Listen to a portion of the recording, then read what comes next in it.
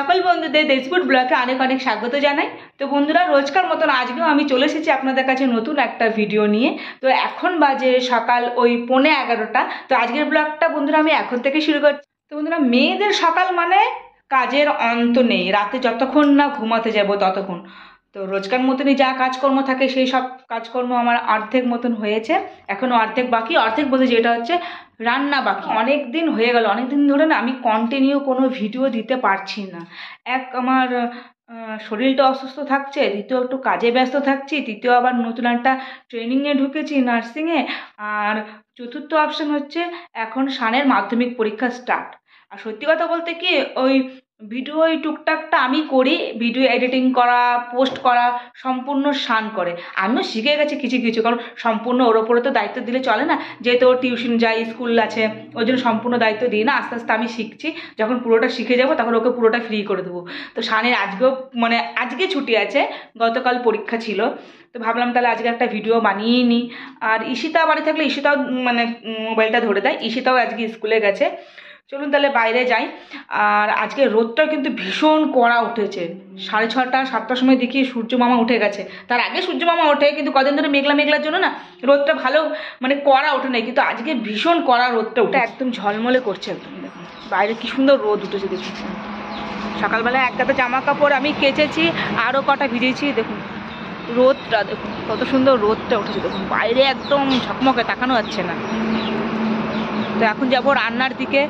আর শানের আজকে ছুটি বলে শান এখনো পর্যন্ত ওঠে নেই। শানকে ডেকে আসলাম যে শান তুই ওঠ, তাড়াতাড়ি ওঠ, নাহলে আমার রান্না করতে দেরি হয়ে যাবে। অনেক দিন হয়ে গেল মানে মাংস খাই না। মাংস তো খাই, মানে কি আমার কদিন ধরে একটু মেটে হজমগুটি এগুলো খেতে ভীষণ ইচ্ছা করছে, তো ওগুলো খুব একটা আনে না। তো আজকে নিয়ে এসেছে, মানে বেশি না, অল্প করে নিয়ে এসেছে। তার মধ্যে মেটের ভাগটা একটু বেশি আছে আর হজমগুটির ভাগটা একটু কম, আর তার মধ্যে একটুখানি মানে সলিড মাংস নিয়ে এসেছে। তো আজকের মাংসটা আমি একটু অন্যরকম করে রান্না করব, মানে অনেকদিন ধরে ইচ্ছা করছে। আর আমি দেখছিও, এর আগে কাকিমা রান্না করেছিল, আমি খেয়েছিলাম। তো আজকের মাংসটা একটু অন্যরকম করে করবো। আলুগুলো একটু বড় সাইজের, আলুগুলো একটু বড় বড় করে আর আজকের মাংসটা আমি প্রেশার কুকারে করব। তো আগে কোনোদিনও করিনি, আজকে আমি ফার্স্ট করব, করে দেখি কেমন হয়। তো রেসিপিটি আপনাদের সাথে শেয়ার করব, প্রথম থেকে শেষ পর্যন্ত আমার সঙ্গে থাকবেন।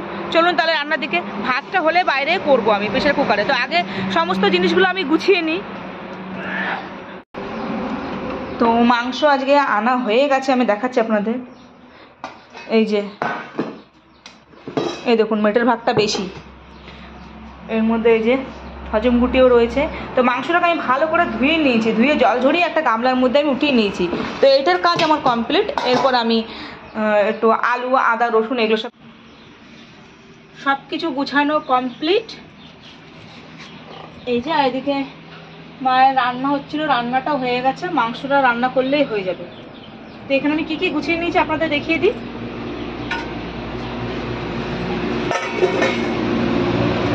এটা তো আপনি আপনাদের আগে দেখিয়েছি, এটা ধোয়া রয়েছে। এখানে এই যে কয়েকটা আমি আলু কেটে নিয়েছি একটু বড় বড় করে, যেহেতু আমি প্রেশার কুকারে রান্না করব, এটা ছোটো ছোটো আলু দিলে কী হবে, গলে যাবে। আর এখানে এই যে আমি মশলা বেটে নিয়েছি, টমেটো, পেঁয়াজ, আদা বাটা, রসুন বাটা, শুকনো লঙ্কা বাটা, জিরে বাটা আর ধনে বাটা। ধনে বাটাটা একটুখানি পাতলা হয়ে গেছে। তো সব মশলাগুলো কিন্তু আমি শিলে বেটে নিয়েছি। ভেবেছিলাম মিক্সিতে বাটবো, কিন্তু মিক্সিতে না মশলা আমার ভালো লাগে না, খুব একটা জুত লাগে না। হাতে শিলে বাটা যে মশলা একটা স্বাদ। এই মাংসগুলো একটা বড় বাটির মধ্যে আমি ঢেলে নেব। দেখুন মেটেগুলো কিন্তু আমি কাটি নেই, বড় বড় করে রেখেছি। এই যে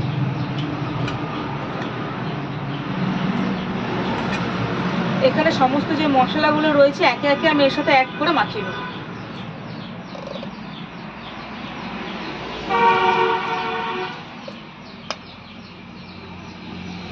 সব মশলাগুলো কিন্তু আমি একসঙ্গে দিয়ে দেবো।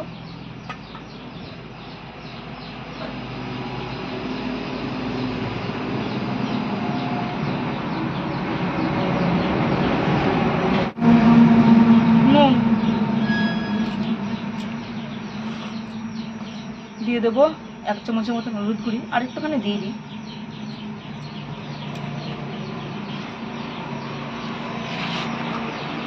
সবার শেষে দেবো সরষের তেল।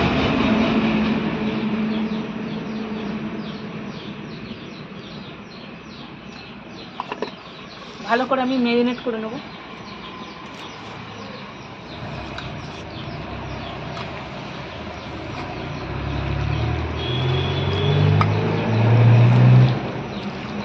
শান এখন ঘুম থেকে উঠলো, এখন বাজে 11:15। এখন ঘুম থেকে উঠে ও খেলো চা বিস্কুট। তাহলে ভাত কখন খাবে তাহলে আপনারাই বলেন, কি বলিস বল? একদিন পরীক্ষার জন্য কত সকালবেলা উঠতে হচ্ছিল। বাবা রে, রাত্রেবেলা জেগে থাকে 2-3 পর্যন্ত, ওই জন্য তো সকালবেলা এতক্ষণ। না, কালকে রাত্রেবেলা 11টার সময় ঘুমিয়ে গেছি। তুই তো রাত 2-1 পর্যন্ত ফোনে কথা বলিস। 11টার সময় ঘুমিয়ে গেছি, আবার আজ সকালবেলা 11:30টার সময় উঠছি। তাহলে 24 ঘন্টা ঘুমালো। কেউ ঘুমাতে পারে? কি বলবো, এত ঘুম ওর।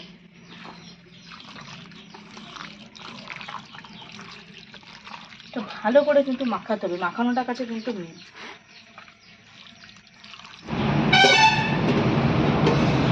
এত গাড়ির আওয়াজ, আর সকাল থেকে এত গাড়ি চলে। উনুনটা ধরানো রয়েছে, প্রেসার কুকারটা আমি একটু ছাই মেঝে নিয়েছি, নাহলে কালি তুলতে গেলে আমার দম শেষ। তো বসিয়ে দেবো উনুনে।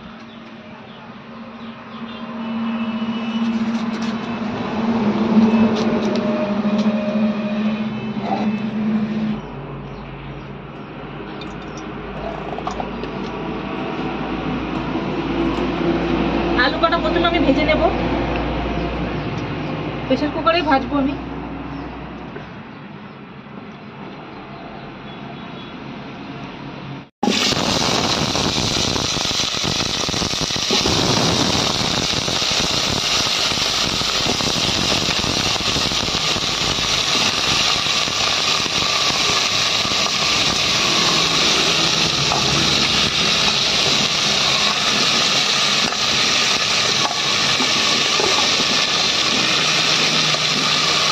এক চিমটি লবণ, 1 চিমটে হলুদ,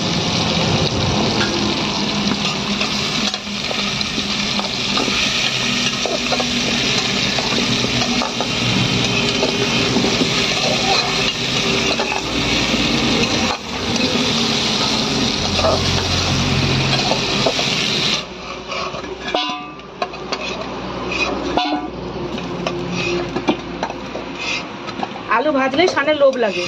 আলু ভেজে পারে না, শান বলছে আমাকে দেবে। আমি কাঁচা কাঁচা, তো এগুলো কি পুরোপুরি ভাবে ভাজা হয়নি? কি হাওয়া দিচ্ছে দেখো। ওটা কাল বৈশাখী ঝড় রে, উনি বাবা তো ঘামি উড়ে চলে যাবে। দেখ তোমার গোপালের জামা উড়ে চলে গেছে বৃন্দাবন।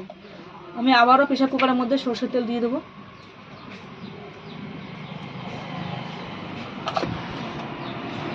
মায়ের হাওয়ার ঠেলায় বাবু তো সব উড়ে চলে আসছে। ফোড়ন দেওয়ার জন্য আমি এখানে নিয়ে নিয়েছি গোটা শুকনো লঙ্কা, এখানে গোটা গরম মশলা, জিরে আর 2-3টে তেজপাতা দিয়ে দেবো।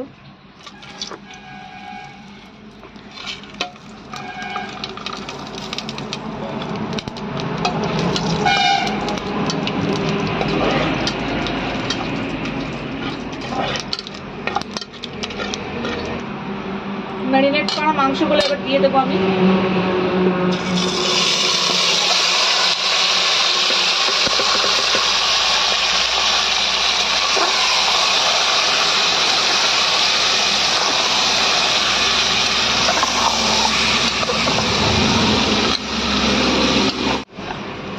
পোলট্রি মুরগি কিন্তু আমি আগে কোনোদিনও কিন্তু প্রেসার কুকারে রান্না করি নাই, এই ফার্স্ট রান্না করছি। তো মাকে জিজ্ঞেস করছি মা কটা সিটি দেবো?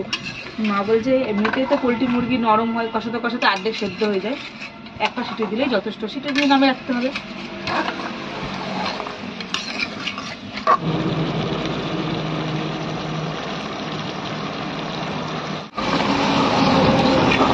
কত তেল বেরিয়েছে দেখ, কষাতে কষাতে এক গাদা তেল বেরিয়েছে। আর এমনিতে শীতকালে মুরগির গায়ে বেশি ভালোই তেল হয়।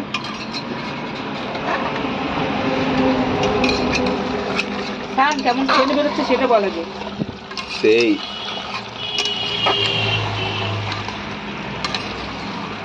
এখানে আমি দিয়ে দেব 1 চিমটে চিনি, স্বাদটা একটু ডবল হওয়ার জন্য। তা বলে বেশি না, চিনি দিচ্ছি। শান বলছে হ্যাঁ হ্যাঁ তুমি চিনি দিচ্ছ কেন? হ্যাঁ তরকারিকে মিষ্টি বানাবে। আমি বলছি না রে, চিনি দিলে কি তরকারি মিষ্টি হয় নাকি? একটা পরিমাণ মতো দিতে হবে। আর আমাদের বাড়িতে এমনিতে মিষ্টি তরকারি কেউ খেতে চায় না। এদিকে ঝাল খায় না শান, আবার এদিকে বলে চিনি দিচ্ছে, চিনি এদিকে কিন্তু চিনি রান্না করে চিনি চুরি করে খায় ঢুকে, চিনি লকুন দানা। কালকে থাম্মি সে থাম্মিকে বলছে কি লকুন দানা গুলো একটা নাই, শেষ হয়ে গেছে। সে থাম্মি বলছে কেন কি হয়েছে, বলছে শান সব চুরি করে খেয়ে নেয়। সেটা বলছে এই শান ছোটবেলায় খেতো এখন খায় নাকি, থাম্মি বলছে না ওই খায়, সেটা খায় না।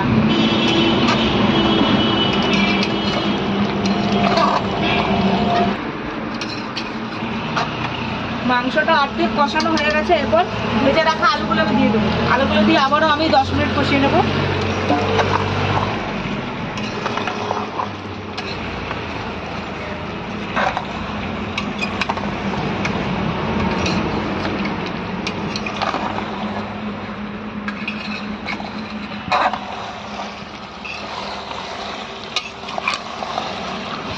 মাংস প্রায় কষানো হয়ে গেছে, আমি আর কষাবো না। প্রেসার কুকারে হালকা হালকা লেগে লেগে আসছে, এরপর আমি জল দিয়ে দেবো। এখানে আমি একটু গরম জল করে রেখে দিয়েছিলাম, এটা গরম জল দিলে কিন্তু বেশ ভালো লাগে। জলটা দিয়ে দেবো আমি।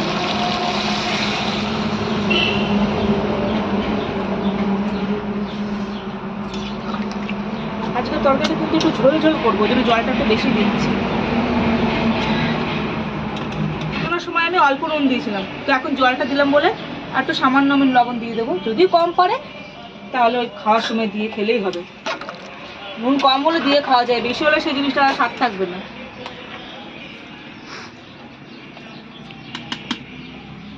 এই যে 1 মগের মধ্যে আর এই অল্প একটু জল রয়েছে, এই যে অর্ধেকটা বেশি জল দিয়ে দিয়েছি। এরপর আমি ঢাকনাটা আটকে দেবো।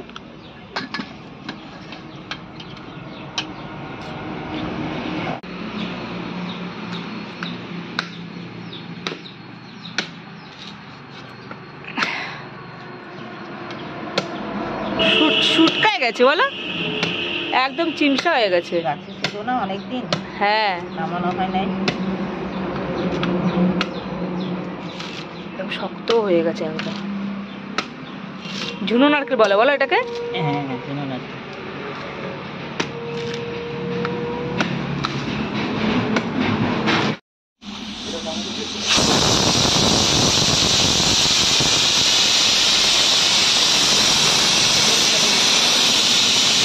সিটি পড়ে গেছে, একটা সিটি পড়ে যাওয়ার পরও আমি আরো 2-3 মিনিট জাল দিয়ে দিয়েছি। এরপর কিন্তু আমি এটাকে নামিয়ে নেব। দেখুন পিস পিস করে উঠছে, কিন্তু আর কিন্তু সিটি দেওয়া যাবে না। এবার আর সিটি দিলে কিন্তু একবার মাংস গলে একদম ভাব হয়ে যাবে। একটু আমি নামিয়ে রেখে দেবো, একটু ঠান্ডা হোক, তারপরে আমি আপনাদের খুলে দেখাবো ভিতরে প্রসেসটা কেমন আছে। হ্যাঁ সব বেরিয়ে গেছে, এরপর আমি আপনাদের খুলে দেখাবো।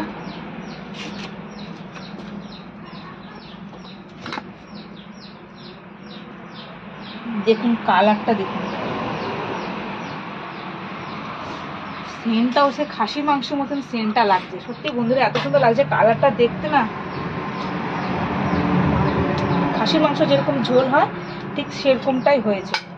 তো আমি এতটা এক্সপেক্ট করি নাই যে এতটা ভালো হবে কালারটা।